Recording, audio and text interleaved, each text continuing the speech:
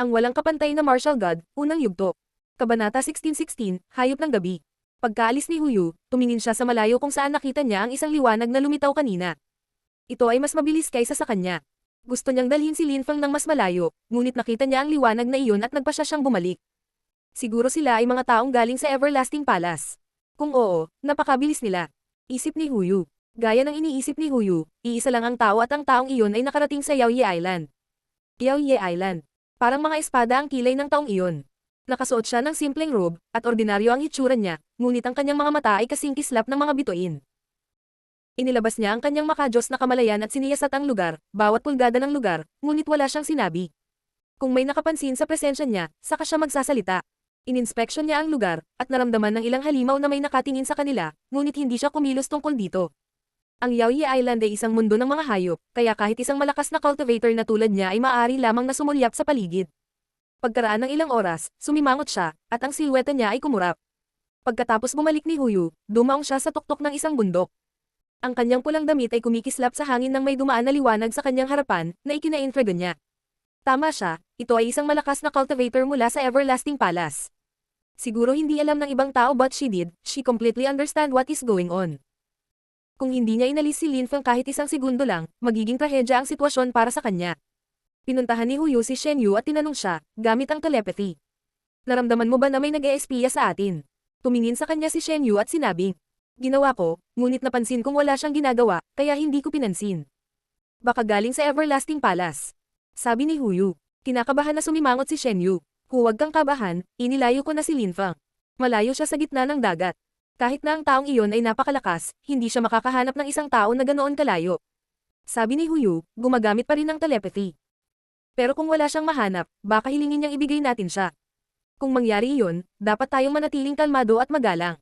Nang makita ni Shen Yu si Huyu nang umiti, tumanggo siya. Alam ko ang ibig mong sabihin. Kailangan nating obserbahan at maging matyaga. Gaya ng inaasahan, ang malakas na cultivator ay gumugol ng maraming oras sa paghahanap kay Lin Feng sa Yaoye Island, ngunit hindi niya ito nakita. Bumangon siya sa himpapawid at napansin ang nakamamanghang tanawin. Pagkatapos ay lumipad siya sa itaas ng mga ulap. May narinig ang mga halimaw, kaya titinaas nila ang kanilang mga ulo at tumingin sa lalaking iyon. May nag-eespiya talaga sa atin. Naisip ng mga hayop na galit na galit. Naramdaman nilang napakalakas ng taong iyon. Tinutulungan ng Qingdi Mountain ang Everlasting Palace, kung hindi, ang Everlasting Palace ay hindi darating ng ganoon kabilis. Isip ni Shen Yu, sino ang pumili sa paglilinang ng aking disipulo sa siyam na dakilang kastilyo sa kalangitan? Sigaw ng malakas na cultivator na iyon. Umalangaw ang boses niya sa buong rehiyon. Nagkatinginan sina Shen Yu at Huyu, pagkatapos ay bumangon sila sa hangin. Ginawa niyong dalawa, tanong ng malakas na cultivator na nakatingin kay Shen Yu at Huyu sa malamig na paraan.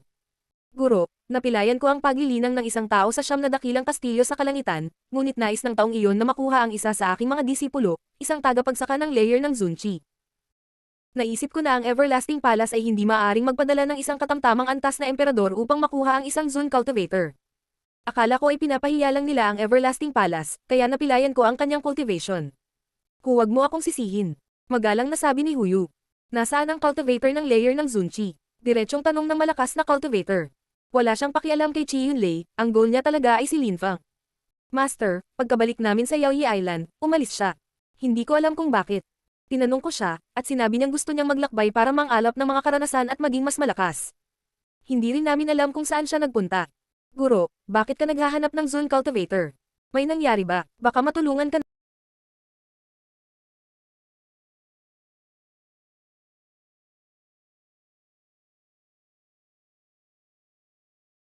Guro, bakit ka naghahanap ng Zun cultivator?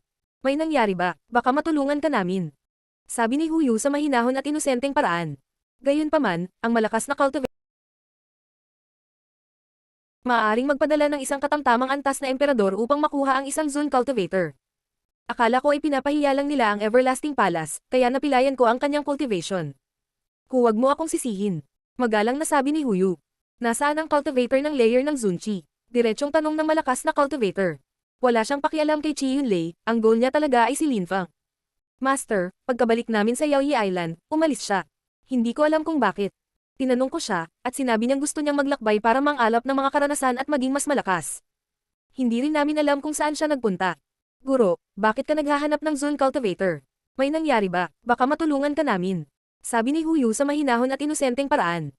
Gayunpaman, ang malakas na cultivator ay naglabas ng mga enerhiya na nagpahirap kay Huyu. Ilabas ang iyong makajos na kamalayan at ipakita sa akin ang iyong mga alaala. Sabi ng malakas na cultivator. Hindi siya naniwala sa kanya, at ang bagay na ito ay masyadong seryoso. Master, kahit halimaw ako, babae rin ako. Marami akong sikreto, kaya hindi mo ma-inspect ang mga alaala ko. Sabi ni Huyu, bigla siyang mukhang galit na galit. Tumigil ka, sigaw ng malakas na cultivator. Inilabas niya ang kanyang makajos na kamalayan, gustong mapilit na siyasatin ang mga alaala ni Huyu. Gayunpaman, sa sandaling iyon, naging madilim ang kalangitan. Ang malakas na cultivator na iyon ay sumimangot at tumingin sa paligid. Wala siyang ibang makita kundi kadiliman. Magandang gabi, sabi ng malakas na cultivator mula sa Everlasting Palace. Sa tingin mo maaari mong suriin ang mga alaala ng aking mga tao ayon sa gusto mo. Sabi ng isang boses na tila nang galing sa dilim. Ang kanyang mga alaala ay naglalaman ng mga pahiwatig tungkol sa isang taong hinahanap natin, ito ay mahalaga para sa Everlasting Palace. Kung susuriin mo ang kanyang mga alaala, hayaan mo akong suriin din ang iyong mga alaala. Sabi ng boses. Mukhang galit ang malakas na cultivator. Isa siyang dakilang emperador, kaya paano niya hahayaan ang isang tao na suriin ang kanyang mga alaala? Lahat ay may mga lihim, at siya ay walang pagbubukod. Dahil alam mo na walang gustong hayaan ng iba na suriin ang kanilang mga alaala, bakit sa palagay mo maaari mong suriin ang mga alaala ng aking mga tao? Sinabi niya sa iyo na ang taong hinahanap mo ay wala dito. Iniisip ko kung nagpunta ka dito para sa wala. Maaari mong piliing manatili dito, ngunit hindi mo maaaring hawakan ang sino man sa aking mga tao. Sabi ng boses sa dilim.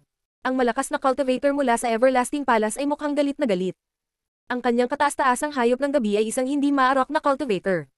Kakaunti lang ang nakakita sa tunay niyang katawan. Halos walang nakakaalam kung anong uri ng hayop siya at sa pangkalahatan, natatakot ang mga tao sa kanya. Gusto ng Everlasting Palace ang taong iyon. Kung makikita mo siya dito, pwede mo siya sama. Binibigyan ko ang Everlasting Palace ng mukha, ngunit kung hindi mo siya mahanap, kung gayon ang Everlasting Palace ay dapat ding magbigay ng mukha sa akin sa pamamagitan ng hindi paghawak sa aking mga tao. Ang parehong naaangkop sa pinuno ng Everlasting Palace, kung hindi, kailangan mong pasanin ang responsibilidad para sa iyong mga aksyon. Agresibong sabi ng boses sa dilim. Pagkatapos, ang dilim ay dahan-daang naglaho, at muling lumitaw ang araw. Sige, magpapalipas ako ng ilang oras dito. Malamig na sabi ng malakas na cultivator. Siya ay isang dakilang emperador, kaya maaari siyang magsanay ng paglilinang kahit saan. Maaari pa nga siyang gumugol ng maraming taon doon kung gusto niya, kaya gusto niyang makita kung babalik si Lin Feng sa kalaunan. Huminga ng malalim si Huyu, namangha siya. Ang kanyang kataas-taasang hayop ng gabi ay napakalakas. Kaya niyang lutasin ang anumang problema at higit pa doon, tila alam din ng kanyang kataas-taasang hayop ng gabi ang tungkol kay Lin Feng. Naglalakbay na sina Lin Feng at Muyi, kaya wala silang ideya kung ano ang nangyayari doon, ngunit kahit papaano ay hindi alam ng dakilang emperador kung nasaan sila. Ang walang kapantay na martial god, unang yugto. Kabanata 16-17, Gold, Fighty. Makalipas ang 3 buwan, napakalayo sa Yaoyi Island, ang Demon Chi ay humahanggol sa langit mula sa isang kuweba sa isang bulubundukin. Boom boom boom. Ang lahat sa paligid ng kuwebang iyon ay nanginginig, maging ang maliliit na piraso ng bato ay sumabog. Si Muyi ay nasa tuktok ng isang bangin, nakatitig sa kuweba sa malayo. Nagulat siya sa kung gaano kalakas ang Demon Chi na iyon. Nakita niya si Lin Feng na nakikipaglaban gamit ang mga anteng-anteng, ngunit hindi niya talaga nakita kung paano nakipaglaban si Lin Feng. Bang! Isa pang tunog ang umalangaw sa kadena ng bundok. Ang mas nakakatakot na demonyong si Chi ay umakyat sa kalangitan, namumuo sa mga ulap. Ika-9 na layer ng Zun Chi, nakakatakot at agresibong enerhiya ng demonyo. Isip ni Muyi. Isang malademonyong silweta ang bumangon sa langit, ang kanyang mga mata ay itim, at ang kanyang mahabang itim na buhok ay magulo. Nagmukhang demonyong Diyos si Lin Feng. Ika-9 na layer ng Zun Chi, at sa lalong madaling panahon, ako ay magiging isang demonyong emperador. Isip ni Lin Feng, naaalala ang lahat ng estatwa ng mga emperador. Papalapit na siya ng papalapit sa paglusot sa Huang Chi layer. Kung nasa maliit pa siyang mundo, hahangaan siya ng mga tao. Si Lin Feng ay huminga at naglabas ng Demon Chi ng ilang sandali, pagkatapos ay naalala niya ang kanyang demonyong si Chi, at ang kanyang mga mata ay unti-unting naging normal muli. Sa wakas, naging gwapo na naman siyang binata. Dama pa siya sa harap ni Muyi at masayang ngumiti. Master Muyi, paumanhin kong pinaghintay ka. Mga 2 buwan pa lang naman yata, hindi naman ganoon katagal. Nakangiting sabi ni Muyi.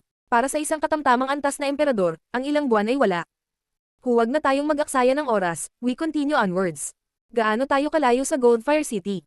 Tanong ni Lin Feng kay Muyi. Noong una ay nais ni Muyi na dalhin siya sa Goldfire City, na isang napakalaking lungsod. Ito ay mas malaki kaysa sa lahat ng 9 na dakilang Celestial Castle na magkasama. Hindi naman kami ganoon kalayuan, 3 araw na lang ang natitira sa paglalakbay. Lin Feng, kapag nakarating na tayo sa Goldfire City, baka sakaling matanto mo kung gaano kalawak ang mundong iyon. Makikita mo kung gaano kaganda at kahanga-hanga ang lungsod. Ang lungsod na iyon ay sikat sa mga gumagawa ng armas nito at sa mga grupong gumagawa ng armas nito. Umalis sina Muyi at Linfang, nakangiti si Linfang. Ang lungsod ng mga tagagawa ng armas. Hindi pa niya narinig ang mga ganitong grupo sa maliit na mundo. Master Muyi, noong iniligtas mo ako, gumamit ka ng anteng-anteng na sandata.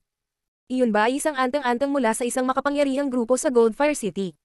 Tanong ni Linfang. Sa katunayan, gayunpaman, ang Goldfire City ay napakalaki at may maraming ganoong grupo. Nahahati ito sa 4 na bahagi. Silangan, Timog, Kanluran, at Hilaga. Ang bawat distrito ay may mas malaki at mas maliit na mga grupo ng paggawa ng armas, marahil ay may daan-daang malalaking grupo. Kung bibilanggan mo rin ang mas maliliit na grupo at individual na mga tagagawa, malamang na imposibleng malaman ng eksakto kung ilan ang mayroon. Gayunpaman, para sa ilang mga kadahilanan, ako ay napatalsik mula sa naturang grupo matagal na ang nakalipas. Kaya lang ginamit ko ang anteng-anteng para takutin si Emperor ni Chen, wala na akong magagawa pa. Paliwanag ni Muyi, nakangiti at nagkibit balikat. Kung alam ni Emperor ni Chen ang tungkol doon, baka nagsisi siya. Nakikita ko, pinag-aaralan mo ang deployment spells para sa mga armas, nakakagulat iyon. Nakangiting sabi ni Linfang. At saka, isa kang katamtamang antas na emperador at nakakapagtaka, napatalsik ka sa iyong grupo. Mayroon bang napakalakas na grupo sa Goldfire City kung gayon? Mas malakas lang ng kaunti kaysa sa 9 na dakilang Celestial Castle, ngunit lahat ng tao rito ay eksperto sa paggawa ng mga armas. Wala kang makikitang dakilang emperador dito, dahil pagkatapos na maging mahusay na emperador ang isang tagagawa ng armas, agad silang umalis sa bayan. Iginagalang ng lahat ang mga dakilang emperador, kaya kahit na ang ilang mga tao ay naging mga dakilang emperador sa Goldfire City, kadalasan sila ay nagpupunta sa ibang bansa upang maging mas malakas. Paliwanag ni Muyi. Tungkol sa deployment spells, pinag-aaralan ko ang mga ito para sa mga armas. Linfang, alam mo ba kung ano ang kailangang malaman ng isang cultivator para maging tagagawa ng armas? Mga deployment spell, apoy, lakas ng kaluluwa at mga materyales. Tama ka. Doon nagmula ang pangalan ng lungsod na ito, Goldfire City. Ang apoy upang gumawa ng mga armas at ginto ay isang mahusay na materyal upang gumawa ng mga armas. Ang apoy at mga materyales ay bumubuo sa kapaligiran, ang mga ito ay mga kinakailangang elemento. Gayunpaman, ang isang malakas na kaluluwa at isang malakas na deployment spells ay gumawa ng isang malaking pagkakaiba. Ang pinakamahirap na bahagi ay ang deployment spell, kung walang malakas na deployment spell, hindi ka makakagawa ng malakas na sandata. Nagpatuloy si Muyi. Ang mga alchemist at mga tagagawa ng armas ay may magkatulad na hanay ng kaalaman, ngunit ang mga tagagawa ng armas ay kailangang mas maunawaan ang mga spelling ng deployment kaysa sa mga alchemist. Master Muyi, bakit mo ako dinala sa Goldfire City? Dahil sa mga armas nila. Tanong ni Linfang. Alam ni Muyi kung gaano kahusay si Linfang sa paggamit ng mga deployment spell. Kung interesado ka, maaari mong subukan at pag-aralan kung paano gumawa ng mga armas. Baka may pakinabang ito sa iyo. Nakangiting sabi ni Muyi. Tila si Muyi ay nagplano ng mga bagay para kay Linfang, ngunit hindi alintana ni Linfang, siya ay interesado sa lahat ng bagay at ang pag-aaral ng sining ng paggawa ng armas ay kawili-wili. Naglakad silang dalawa at nagkwentuhan. Mas naunawaan ni Linfang ang mga armas pagkatapos niyang ipaliwanag ni Muyi ang lahat sa kanya. Tila maraming grupo sa Goldfire City ang mga dakilang puwersa ng imperial at tila maraming maimpluwensyang grupo ang konektado sa mga grupong gumagawa ng armas. Pagkaraan ng 3 araw, sa wakas ay nakarating sila sa napakalaking lungsod. Nandito na tayo, sabi ni Muyi, nakangiti kay Linfang. Ang Goldfire City ay iba sa 9 na dakilang Celestial Castle, ang mga tao dito ay malayang makagalaw ayon sa gusto nila. Si Muyi at Linfang ay unang pumunta sa sentro ng lungsod. Hindi sila lumipad, naglakad lang sila sa malalawak na kalye. Maraming mga nagtitinda sa kalye sa mga bangkita na nagpapaalala kay Linfang sa kanyang nakaraang buhay. Gayunpaman, sa Goldfire City, ang mga street vendor na iyon ay nagbebenta ng mga armas. Ang Goldfire City ay isa ring napakalaking open market kung saan ang mga tao ay nangangalakal ng mga armas. Maraming tao ang naglakbay na malayo para pumunta dito para maghanap ng mga materyales, maaari ka pang bumili ng apoy dito. Tumiti ng pilit si Muyi. Sa dakilang mundo, ang mga tao ay maaaring bumili ng halos anumang bagay, kahit na apoy. Gusto mo bang makakita ng mga dokumento at mapagkukunan tungkol sa paggawa ng armas? Tanong ni Muyi. Saan? Tanong ni Linfang. Terena, may ipapakita ako sa iyo. Nakangiting sabi ni Muyi. Dinala niya si Linfang sa isang pavilion at nakakita ng ilang bookshelf na may napakalumang mga libro na nakapatong dito. Mga dokumento ng opisyal, manual ng pagtuturo, at iba pa. Mayroong mga sticker sa lahat ng dako upang tulungan ng mga tao na mahanap ang mga mapagkukunang kailangan nila. Panimula sa paggawa ng armas. Napansin ni Linfang ang isang libro, kaya huminto siya at nagsimulang magbuklat dito. Ang aklat ay tumatalakay sa mga bagong teknolohiya at mga antas ng mga tagagawa ng armas. Hindi matatawag na master ang mga taong kayang gumawa ng mga banal na sandata. Matatawag lang silang mga baguhan. Si Linfang ay natulala. Sa maliit na mundo, ang mga banal na sandata ay itinuturing na dakilang sandata. Mayroong iba't ibang antas ng Imperial Weapons, at ang mga makakagawa ng Level 1 Imperial Weapons ay tinatawag na Level 1 Professors. Ang mga makakagawa ng Level 9 na armas ay tinatawag na Level 9 Professors.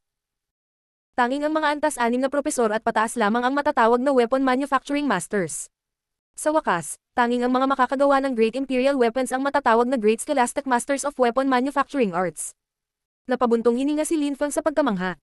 Marami siyang natutunan sa pagbabasa ng librong iyon. Ang walang kapantay na martial god, unang yugto. Kabanata 1618, hiling ni Muyi. Si Muyi ay nagbabasa ng isang sinaunang libro sa tabi ni Lin Feng, paminsan-minsan, sumulyap kay Lin Feng. Master Muyi, mayroon bang mahusay na Scholastic Masters ng Weapon Manufacturing Arts sa Goldfire City? Tanong ni Lin Feng. Sa pagkakaalam ko, dapat meron. Nakangiting sabi ni Muyi. Ang isang mahusay na Scholastic Masters ng Weapon Manufacturing Arts ay nagkaroon ng napakataas na rate ng tagumpay kapag ang paggawa ng antas ng 8 at 9 na imperial na armas. Madali silang lumikha ng mga nakakatakot na hukbo sa kanilang sarili. Tumanggo si Lin Feng at nagpatuloy sa pagbabasa. May nagbabasa ng libro sa tabi ni Lin Feng ngunit nang makita niya kung anong klaseng libro ang binabasa ni Lin Feng, tinitigan niya ito ng panunuya. Malamang nabaguhan si Lin Feng sa sining ng paggawa ng armas dahil walang magbabasa ng mga ganoong libro. Ngunit walang pakialam si Lin Feng sa kung ano ang iniisip ng mga tao sa kanya. Inilabas niya ang kanyang makajos na kamalayan at nag-inspeksyon ng ilang opisyal na mga dokumento, bagamat iniskim niya lang ang mga ito. Pagkatapos ng ilang oras sa pavilion, alam na niya ang lahat ng mga pangunahing kaalaman. Master Muyi, umalis na tayo. Sabi ni Lin Feng kay Muyi. Tumanggo si Muyi, ngunit nang makarating sila sa labasan, kinailangan ni Muyi na bigyan ng bantay ng ilang abstruse na tableta. Kung tutuusin, walang libera sa mundong iyon. Palaging may mga dayuhang humihinto dito, at dahil napakaraming tao ang pumupunta, hindi masyadong mataas ang presyo. Ang mga taong namamahala sa mga aklat ang iyon ay dapat kumita ng maraming pera. Sabi ni Muyi kay Lin Feng. Kaya pala, ano sa tingin mo? Interesado ka ba sa paggawa ng armas o hindi? Nakangiting tanong ni Muyi. Medyo interesado ako, ngunit sa palagay ko ito ay maaaring maging isang libangan lamang para sa akin. Kung gusto kong magkaroon ng mataas na antas sa paggawa ng armas, kakailanganin kong gumugol ng maraming oras at lakas dito. Sa tingin ko, hindi ito bagay sa akin. Tapat na paliwanag ni Lin Feng. Sa tingin ko din. Nakangiting sabi ni Muyi. Pagkatapos ay nagpatuloy siya.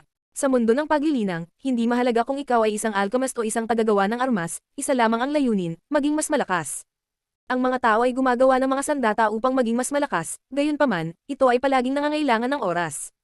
Iyon ang dahilan kung bakit ang karamihan sa malalakas na cultivator ay nais lamang magsanay ng paglilinang. Gayunpaman, wala ka pang 30 at nag-uukit ka pa rin ng sarili mong landas sa dakilang mundo. Dapat mong tandaan na sa dakilang mundo, maraming tao ang nakapasok sa Zuan-Chi layer sa ilang sandali pagkatapos ng kanilang kapanganakan. Gayunpaman, kahit nasa dakilang mundo, ang malapit nang makapasok sa Huang-Chi layer bago ang 30 ay isang bagay na kakaiba. Sa iyong talento at sa iyong pag-unawa sa deployment spells, hindi mo talaga kailangan ng mga armas. Titingnan natin, baka balang araw mag-aaral ako ng weapon fabrication at agad akong maging Great Scholastic Master of Weapon Manufacturing Arts. Pabirong sabi ni Lin Feng. Lin Feng, sa pagkakataong ito dinala kita sa Goldfire City dahil may iniisip ako. Sabi ni Muyi, nakatingin sa malayo. Parang nag-iisip siya. Master Muyi, ilang beses mong niligtas ang buhay ko, para masabi mo sa akin kung ano ang gusto mo, at gagawin ko ang lahat para tumulong. Sabi ni Lin Feng. Baka may kinalaman ito sa pagpapatalsik kay Muyi sa grupo niya. Gusto kong may lapitan ka. Sabi ni Muyi, tila naantig siya na gustong tulungan siya ni Lin Feng. Lalapit sa isang tao. Talaga, angkan ko, ako ay mula sa Muklan mula sa hilagang bahagi ng Goldfire City. Isa itong napakalakas na klan sa paggawa ng armas, at mayroong isang napakatalino na batang disipulo na eksperto sa paggawa ng mga armas. Si Mo Linzu.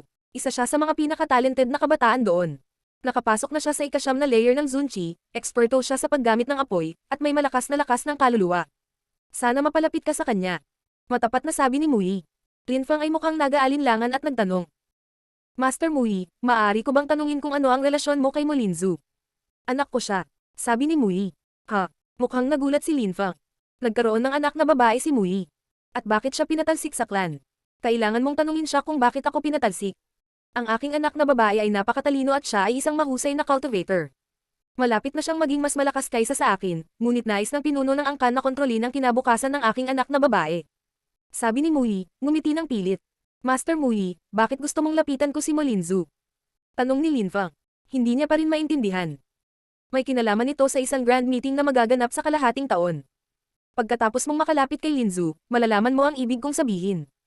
Dinala kita sa Goldfire City para dito lang, sana wag mong isipin na makasarili ako. Sabi ni Muhi na parang nahihiya. Iniligtas niya si Lin Feng mula kay Emperor ni Chen noon, para matulungan siya ni Lin Feng pabalik. Master Muhi, malapit na akong maging emperador. Nasaan man ako, maaari akong maging mas malakas, kabilang ang Goldfire City. Sa tagal ko rito, marami akong makikilalang weapon manufacturing masters at magkakaroon ako ng mas malawak na kaalaman. Hindi naman siguro masama iyon. Magiliw na sabi ni Lin Feng. Salamat, Lin Feng. Dadalhin kita ngayon sa Muklan, ngunit huwag mong sabihin sa kanya o sino man mula sa Muklan na sinabi ko sa iyo na gawin mo ito. Sabi ni Muhi. Pagkatapos, nagsuot si Muhi ng maskara na ginamit ni Lin Feng sa siyam na dakilang Celestial Castle. Sa labas ng teritoryo ng Muklan, mayroong isang malawak na pampublikong plaza kung saan may malalaking kalsada patungo sa iba't ibang lugar. Nostalgia rushed over Muhi habang tinitingnan niya ang pamilyar na mga gusali. Hindi niya alam kung ano ang kalagayan ni Lin Zu mula nang umalis siya, marahil ay nagbago na siya mula noon. Master Muhi, paano ko siya lalapitin? Tanong ni Lin Feng na nakangiti ng pilit. Hindi niya ito kilala, kaya mas madaling sabihin kaysa gawin ang paglapit sa kanya. Mukhang mapagmataas siya, pero sa loob, mabait siya at maamo. Kung nararamdaman niya na isa kang mabuting tao, dapat madali itong mapalapit sa kanya. Siyempre, kung galit siya sa isang tao, ibang kwento na. Kung may mangyari, sabihin mo lang sa akin. Sabi ni Muhi bago umalis. Pagkatapos ay ngumiti siya at lumingon. Lin Feng, kung gusto mong magsaya kasama ang anak ko, wala rin akong pakialam. Ha? Tumiti si Lin Feng ng pilit. Hindi niya naisip iyon. Namiss niya sina Meng Qing at Yuzin. Ngunit hindi mapoprotektahan ni Lin Feng ang kanyang mga asawa sa dakilang mundo kung wala siyang lakas ng Huang Qi layer, kaya kailangan pa rin niyang itago ang mga ito. Tiningnan ni Lin Feng ang teritoryo ng Muklan, sa ilang kadahilanan ay sumasakit ang ulo niya. Nakasanayan na niyang gumawa ng mga bagay para sa kanyang sarili, at wala siyang ganang makipaglapit sa isang tao, ngunit dahil humingi sa kanya ng pabor si Master Muhi, gagawin niya ang lahat para tumulong. Sa sandaling iyon, isang grupo ng mga kabataang lalaki at babae ang lumabas mula sa Muklan at nakasimangot. Ano ang tinitignan mo? Tanong ng isang batang babae sa berdeng damit. Siya ay may mabalahibong puting balabal na nagmukhang bayani. Napakaganda din niya. Sa tingin ko ang teritoryo ng Muklan ay marilag. Sagot ni Lin Feng. Naalala niya ang kanyang chi noon, kaya ngayon ay parang ordinaryong cultivator siya sa tuktok ng layer ng Zunchi. Kahit na totoo iyon, huwag ka lang tumayo sa harap ng main gate. Malamig na sabi ng dalaga. Pagkatapos ay dumaan ang mga taong iyon sa harap ni Lin Feng at umalis. Sinulyapan sila ni Lin Feng ng isang beses bago siya pumasok sa Muklan. Tinanong niya ang isang pedestrian. Alam mo ba ang pangalan ng babaeng iyon? Tumiti ang pedestrian at bamulong. Brother, siya ang hiyas ng Muklan, hindi mo siya maaaring magugustuhan. Ayoko, nagtatanong lang ako. Nakangiting sabi ni Lin Feng, naisip niya na ang pedestrian ay madaling pakisamahan. Hehe, bro, naiintindihan kita, hindi mo na kailangang bigyang katwiran ng sarili mo. Sabi ng tao, tinapik ang mga balikat ni Lin Feng at ngumiti ng malumanay. Qingying, nagtatanong ba ang lalaking iyon tungkol sa iyo? Tanong ng isang binata na nakangiti kay Mo Qingying. Hindi sumagot si Mo Qingying, sa halip ay ngumiti ang isa pang binata at nagsabi. Sa hilagang bahagi ng lungsod, maraming lalaki ang interesado sa kanya. Walang nakakagulat kung siya nga. Natutuwa lang ako na ang ilang mga tao ay nagmagpasobra ng kalkulan sa kanilang sarili. Sabi nung kausap lang kanina. Tapos, umalis na sila. Malinaw silang narinig ni Lin Feng dahil hindi nila sinubukang kumilos ng maingat, ngunit wala siyang pakialam. Kailangan niyang matuto ng higit pa tungkol kay Mo Linzu. Ang walang kapantay na martial god, unang yugto. Kabanata 1619, mga bantay ng Muklan. Brother, may sasabihin ako sa'yo. Tumingon si Lin Feng, kinakausap pa rin siya ng tao. May gusto ka bang malaman tungkol kay Miss Qingying? Nakangiting tanong ng taong iyon. Hindi, gusto kong malaman ang higit pa tungkol kay Mo Linzu. May alam ka ba tungkol sa kanya? Umiling si Lin Feng. Nang marinig ng binata si Lin Feng, ngumiti siya sa mas malumanay na paraan. Dilat ang kanyang mga mata habang sinasabi. Brother, sa tingin ko hindi mo na siya masyadong iniisip. Si Miss Linzu ay hindi ka panipaniwala. Nakapasok na ako sa ikapitong layer ng Zunchi at malamang na pareho kayo ng level, pero sa harap ni Linzu, wala pa rin tayo. Matanong ko lang, hindi naman sa nagkakaroon ako ng mga baluktot na kaisipan. Huwag kang mag-alala, brother. Sagot ni Lin Feng. Si Miss Linzu ang pinakamagandang babae ng Muklan, 20 taong gulang pa lang siya at isa na siyang cultivator sa pinakatuktok ng layer ng Zunchi, at napakatalino niya sa paggawa ng mga armas. Maaari na siyang gumawa ng mga imperial weapons, na nangangahulugang naging level 1 professor na siya, ngunit nag-aaral siya ng mga deployment spell sa mga araw na ito. Gusto niyang maging level 2 professor, kaya naghahanda na siya para sa malaking patimpalak. Dahan-daang ang paliwanag ng taong iyon. Brother, kilala siya at ganoon din sa mga katulad namin. Maaari tayong magpantasya tungkol sa kanya, ngunit wala tayong pagkakataon. Tanging ang pinakamalakas na kabataang cultivator mula sa Yan Clan ang maaaring maging isang magandang kapareha para sa kanya. Nakikita ko, siya ay dapat na hindi ka panipaniwala. Sabi ni Lin Feng.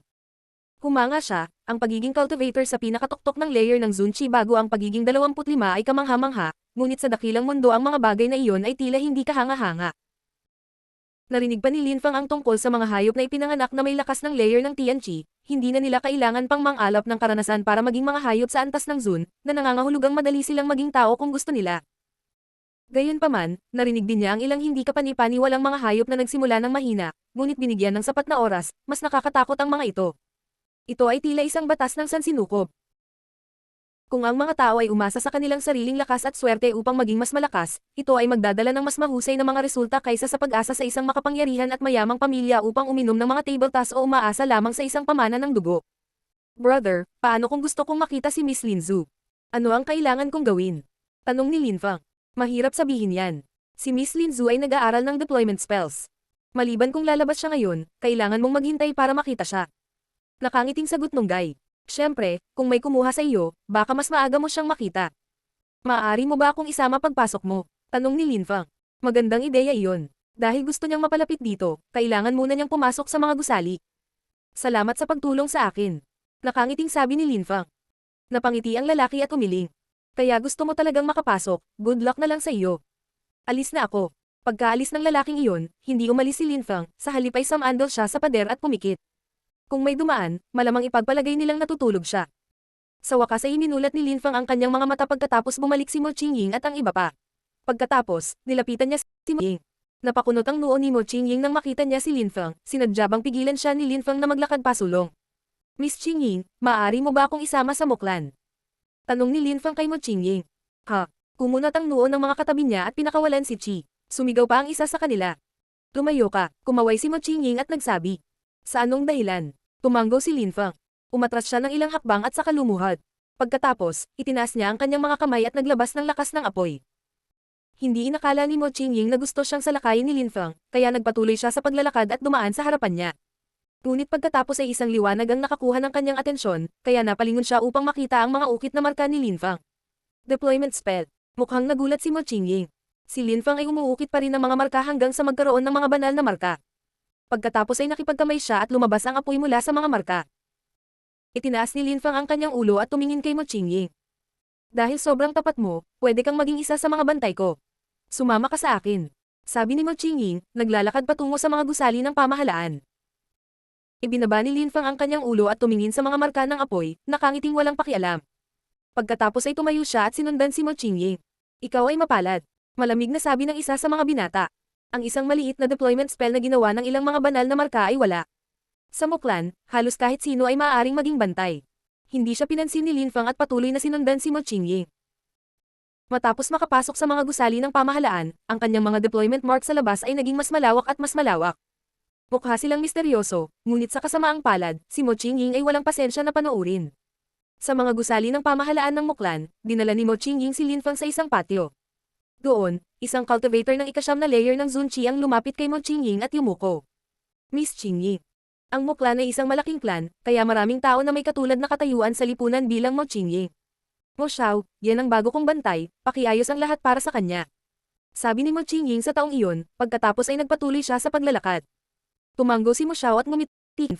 Hindi masama, si Miss Qingying ay matagal nang hindi nagre-recruit ng mga bagong gwardya. Ano ang iyong pangalan? Lin Feng. Lin Feng, ang patio na ito ay nasa labas lamang, ngunit dito nananatili ang kanyang mga bantay. Ako ang pinuno ng mga gwardya, si Mo Xiao. Ang landas na iyon ay patungo sa panloob na bakuran kung saan nakatira ang mga marangal na binata. Bawal tayong pumunta doon ng walang permiso, dapat tandaan mo yan. Mabilis na ipinaliwanag ni Mo Xiao kay Lin Feng. Naging guard ako. Naisip ni Lin Feng na walang imak. Hindi siya magkakaroon ng pagkakataong makilala si Lin Zhu sa ganoong paraan. Ngayon kailangan niyang pagbutihin ang kanyang katayuan sa lipunan upang makita siya. Mukhang magtatagal ito, isip ni Lin Feng. Pero hindi siya nasaraan ng loob, ngayong nasa government building na siya, mas malaki pa rin ang tsansa niyang makilala si Lin Zhu kapag nagkataon. Nakahanap si Mo Xiao ng tirahan para kay Lin Feng. Kahit na sila ay mga bantay ni Mo Qingying, wala silang magagawa kung hindi siya umalis sa teritoryo ng angkan. Sa librerag oras na iyon, nagpractice lang si Lin Feng ng cultivation, minsan nakikipag-chat siya sa iba pang mga guard, sinusubukang matuto ng mga kapakipakinabang na bagay mula sa kanila. Mabilis niyang nakilala ang marami sa kanila. Bukod dito, nalaman din ni Lin Fang na marami sa mga gwardya ang naaakit kay Mo Qingying, ngunit walang umamin sa kanya. Tungkol kay Mo Linzu, sinabi lang nila na siya ay masyadong hindi kapanipaniwala at hindi siya nakikihalubilo sa mga taong katulad nila. 10 araw na si Lin Fang sa mga gusali ng gobyerno, ngunit hindi pa rin niya nakikita si Mo Linzu. Ilang beses na rin niyang nakita si Mo Qingying. Gayunpaman, hindi masyadong nagulat si Lin Fang, ito ay dahil ang mahusay na torneo sa Goldfire Tower ay magsisimula sa 6 na buwan. Ang mga kabataang lalaki at babae na wala pang 30 taong gulang ay maaaring lumahok, at kung sila ay magaling, maaari silang maging mga disipulo ng Goldfire Tower at makakakuha ng higit pang mga diskarte sa paggawa ng armas. Ayon sa mga alamat, ang Goldfire Tower ay mayroong Great Scholastic Master of Weapon Manufacturing Arts. Bukod sa pagkakataong maging mga disipulo ng Goldfire Tower, ang mga mapapabilang sa pinakamahuhusay ay maaari ding makakuha ng hindi kapanipaniwalang mga imperial na armas at malalakas na uri ng apoy. Nagtataka pa rin si Lin Fang kung bakit siya hiniling ni Mui na lumapit kay Mo Linzu. Dahil ba sa tournament? Paano siya makakatulong kung gayon? Gusto ba niyang tulungan ni Lin Fang si Linzu na matuto ng deployment spells? Si Lin Fang ay nagpapaaraw sa looban at nakikipag-chat sa lahat ng mga gwardya. Nakaka-relax, mabait ang mga guards at hindi mayabang sa kanya. Mas gusto ni Lin Fang ang mga taong iyon. Nandito na si Miss Qingying. Sabi ni Mo Xiao. Tumayo ang lahat at tumingin sa kanya, palihim na sumulyap sa kanyang nakamamanghang figure. Hindi naman nakakagulat na lahat sila ay pinagpapantasyahan siya. Mayroon akong deployment spell, subukan at ukit ito. Sabi ni Mo Qingying, nagbigay ng libro kay Mo Xiao. Pagkatapos, tumingin siya kay Lin Fang at sinabi, alam kong interesado ka sa deployment spells, kaya naman kinuha kita bilang guard, pero huwag kang masyadong mag-relax. Kung sa loob ng ilang buwan, ang iyong deployment spells ay katulad ng noong isang araw, pagkatapos ay tatanggalin kita. Ang muklan ay hindi gumagana sa mga piraso ng basura, at doble iyon para sa akin. Dahil doon, tumalikod si Qingying at umalis. Tumiti si Mo Xiao kay Lin Fang at sinabi, Lin Fang, tinanong ako ni Miss Qingying kung humingi ka ba sa amin ng tulong sa iyong deployment spells, kaya sinabi ko sa kanya ang totoo. Hindi yan problema. Nakangiting sabi ni Lin Fang. May kailangan ba siyang ituro sa kanya ng mga ito? Ang walang kapantay na martial god, unang yugto. Kabanata 1620, Mo Linzu. Tumiti si Mo Xiao ng paumanhin at bamaling sa iba. Narinig ninyong lahat Miss Qingying, ang aklat na iyon ay naglalaman ng isang deployment spell. Ang lahat ay maaaring ukit ito sa ilang mga anteng-anteng at ibibigay ko ito kay Miss Qingying. Ngayon, gamitin ang iyong makajos na kamalayan para pag-aralan ang deployment spell. Kapatid na Mo Xiao, pipili ba si Miss Qingying ng isa sa atin para tulungan siya? Tanong ng isa sa mga guard. Patuloy kang mangarap, kahit na gusto ni Miss Qingying na pumili ng isa sa atin para tulungan siya, hindi ikaw iyon. Si brother Mo Xiao ay mas malakas kaysa sa amin pagdating sa mga deployment spell, halos maaari na namin siyang batiin. Nakangiting sabi ng isa, talaga, Master Mo Xiao, lagi mong makakasama si Miss Qingying sa hinaharap. Sumang-ayon ang lahat. Kahit nagseselos sila, masaya sila para sa kanya. Marahil ay gagawa si Mo Xiao ng mga armas sa kanya sa lalong madaling panahon, at pagkatapos ay balang araw, sila ay umibig. Master Mo Xiao, kung pakakasalan mo si Miss Qingying, magiging hindi ka panipaniwala ang iyong hinaharap.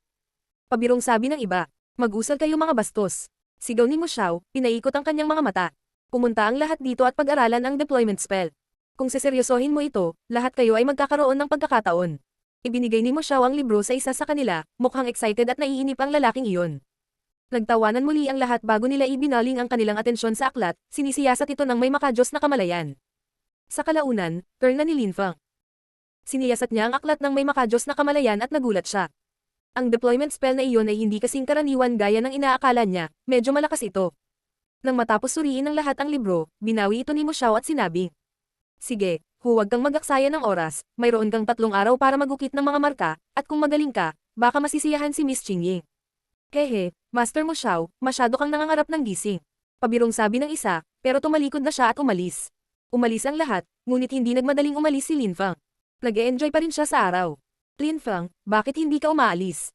Tanong ni Mo Xiao. Di ba may 3 araw tayo? Hindi na kailangang magmadali. Nakangiting sabi ni Lin Fang. Lin Fang, hindi ka maaaring kumilos ng ganyan. Ang mas maraming oras na mayroon ka, ang mas mahusay na mga resulta ay magkakaroon ka. Dapat mong gamitin ang lahat ng nakalaan na oras. Sabi ni Mo Xiao sa isang moral na tono. Sinulyapan ni Lin Fang si Mo Xiao sa isang malalim at makabuluhang paraan, iniisip na hindi ganoon ang ginawa ni Mo Xiao nitong mga nakaraang araw. Tumiti si Lin Fang sa loob. Ang deployment spell na iyon ay tila napakahalaga para kay Mo Xiao, marahil ang pinakamahusay na talagang pipiliin upang manatili kay Miss Qingying. Sige, gagawin ko ang lahat ng makakaya ko, sabi ni Lin Fang na tumatango. Tapos pumunta siya sa kwarto niya. Ang deployment spell ay isang nakakasakit na deployment spell, tulad ng shattering deployment spell. Kaya, hindi ito napakahirap para kay Lin Fang. Kailangan lang niyang mag-cast ng ilang maliliit na deployment spell at pagkatapos ay magiging mas malaki ang mga ito. Inukit ni Lin Fang ang spell sa maikling panahon, ngunit naghintay pa rin siya ng 3 araw bago lumabas at ibigay ang kanyang anteng-anteng kay Mo Xiao. Binibilang ni Mo Xiao ang mga anteng-anteng at sinabi, "Naaalala ko ang iyong mga numero. Kung nagustuhan ni Miss Qingying ang iyong anteng-anteng, sasabihin ko sa iyo. Master Mo Xiao, huwag mo kaming lokohin, ang iyong anteng-anteng ay dapat na mas mahusay kaysa sa aming lahat." Nakangiting sabi ng karamihan. Pagkatapos ay naglakad si Mo Xiao sa mga panloob na patio upang ibigay kay Miss Qingying ang mga anteng-anteng. Kehe, yumaman na siya. Siya ay mananatili kay Miss Qingying sa lahat ng oras, at marahil ay magkakasama pa sila sa isang silid. Kehe, sabi ng isang nakangiti at nakatingin kay Mo Xiao. Imagine kung nangyari iyon. Natatawang sabi ng taong iyon. Sumulyap siya kay Lin Fang at tinapik ang kanyang balikat. Lin Fang, narinig kong nakiusap ka kay Miss Qingying na payagan ka sa mga gusali ng gobyerno. Ano ang pakiramdam na malaman na si Mo Xiao ay mapupunta sa babaeng pinapangarap mo? Napakamot ng ulo si Lin Fang at ngumiti. Baka nagseselos ako. Haha. Nagtawanan ng lahat. Sa sandaling iyon, si Mo Xiao ay nasa panloob na patio. Pumunta siya kay Miss Qingying at sinabi, "Miss, narito ang mga anteng-anteng, tingnan mo. Pasabog sila para ipakita sa akin kung gaano sila kalakas." Sabi ni Mo Xiao. Sige. Bumalik si Mo Xiao at pinasabog sila. Mukhang walang ekspresyon si Mo Qingying. Ang mga taong iyon ay umunlad, ngunit ito ay malayo pa sa pagiging sapat. Marahil ay mas mabuti pa ang talisman ni Mo Xiao. Boom. Sa sandaling iyon, isang nakakatakot na apoy ang bumagsak sa kalangitan, na tila isang apoy na dragon. Labis na nagulat si Mo Qingying. 9 dragons, ang mga ukit ay perpekto. Si Mo Qingying ay natulala, at si Mo Xiao ay ganoon din. 9 na dragon. Paano naging posible iyon? Ang deployment spell na iyon. Mo Xiao, umunlad ka na. Ngayon ay matutulungan mo ako. Sabi ni Mo Qingying kay Mo Xiao, nakakabalik lang sa kanyang katinuan. Sumimangot si Mo Xiao at tumingin kay Mo Qingying. Anong mali? Tanong ni Mo Qingying. Wala. Sagot ni Mo Xiao. Marami siyang iniisip nang tumingin ito kanya. Ang kanyang puso ay tumibok nang sabihin niya. Isang karangalan para sa akin na tulungan ka. Sige, maaari kang lumipat sa mga panloob na looban kasama ko at tumira sa katabi kong silid. Maaari kitang tawagan anumang oras sa ganoong paraan. Sabi ni Mo Qingying. Roger, miss, sabi ni Mo Xiao na tumatango. Ikinuyom niya ang kanyang mga kamao, may natitira pang isang anteng-anteng, ngunit hindi na niya ito ilalabas dahil ito ang kanyang anteng-anteng. Bumalik, mag-impake at ipaalam sa iba. Sabi ni Mo Qingying. Kung may kailangan ka, tawagan mo lang ako. Bumalik si Mo Xiao sa kanyang silid, ngunit kakaiba ang kanyang hitsura. Naghihintay sa kanya ang mga tao sa labas ng courtyard. Nang makita nila siyang bumalik, ngumiti sila at nagtanong. Master Mo Xiao, kumusta ito? Magsanay ka ng mabuti, baka wala na ako dito para tulungan ka sa hinaharap. Nakangiting sabi ni Mo Xiao. Tumiti ang lahat. Master Mo Xiao, huwag mo kaming kalimutan sa hinaharap. Good luck. Lahat ay bumati sa kanya, kahit na nagseselos sila. Mukhang nagulat si Lin Fang, ngunit agad niyang naintindihan ang nangyayari. Tumiti siya nang walang pakialam nang tumingin sa kanya si Mo Xiao. Lin Fang, sabi ni Miss Qingying medyo magaling ka. Dapat mong ipagpatuloy ang iyong mga pagsisikap. Gagawin ko, sabi ni Lin Fang na tumatango. Pagkatapos, umalis si Mo Xiao at inayos ang kanyang mga gamit. Siya ay lilipat sa panloob na patio. Naghihintay pa rin si Lin Fang ng pagkakataon. Lumipas ang ilang buwan, at paminsan-minsan ay binibisita sila ni Mo Xiao. Sa sandaling iyon, si Mo Qingying ay nasa looban, iniunat niya ang kanyang likod, na ginawang mas masigla ang kanyang mga suso. Naglaluwi si Mo Xiao, ngunit nang tumingin sa kanya si Miss Qingying, agad siyang tumingin sa ibang lugar. Mo Xiao, baka pagod ka rin, pero may gusto pa akong pag-usapan sa iyo. Ang iyong deployment spells ay hindi kasing ganda ng dati. Kailangan mong simulan ang paggawa ng perpektong deployment spells na tulad niyan balang araw. Sabi ni Mo Qingying sa isang libingan at solemne na paraan. Naiintindihan ko, sabi ni Mo Xiao na tumatango. Miss, may gusto akong sabihin sa'yo. Sabihin mo sa akin. Sabi ni Mo Qingying. Noong araw na iyon, sinuri ko ang deployment spells ng lahat, at bagamat nakiusap si Lin Fang na sumama ka sa amin, napakahina pa rin niya. Ang kanyang deployment spells ay talagang masama, at hindi siya interesadong matuto. Sa tingin ko dapat natin siyang paalisin. Sabi ni Mo Xiao. Nanatiling tahimik si Mo Qingying at pagkatapos ay tumango. Hindi natin kailangang magtago ng anumang basura dito. Ako na ang bahala. Tumalikod si Mo Xiao at naghanda na umalis. Qingying, sabi ng isang boses sa di kalayuan. Napakagandang babae, maganda ang mahabang buhok, maganda ang mga mata, slim siya. Miss Linzu, sabi ni Qingying na nakangiti sa kanya. Linzu, paano ka narito? Kailangan ko ng isa sa mga bantay mo, sabi ni Mo Linzu. Sumulyap si Mo Qingying sa kanya at sinabi. Dapat hiniling mo sa angka na tulungan kanyan, palagi kang umaasa sa sarili mo.